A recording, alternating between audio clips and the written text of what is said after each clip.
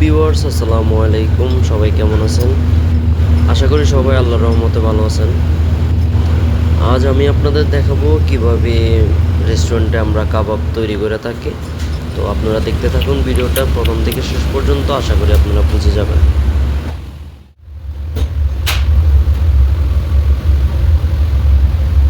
কাবাবগুলা এই যে কয়লার মধ্যে হালকা হালকা আগুনে পুড়ায় পুড়ায় যখন এটা একটা ব্রাউন কালারের বা পুরো একটা কালার আসবে, তখনই আমাদের কাবাবটা রেডি খাবার জন্য।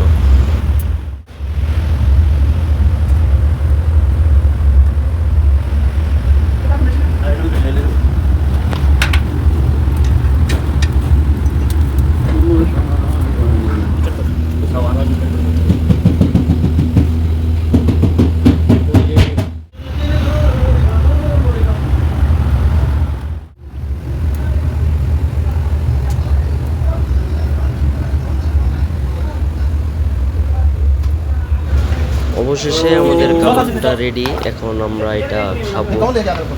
তো এটার টেস্ট আসলেই অনেক সুন্দর হয়েছে, অনেক মজাদার হয়েছে। তো ঠিক আছে, আজকের ভিডিও এই পর্যন্ত। এই টাটা।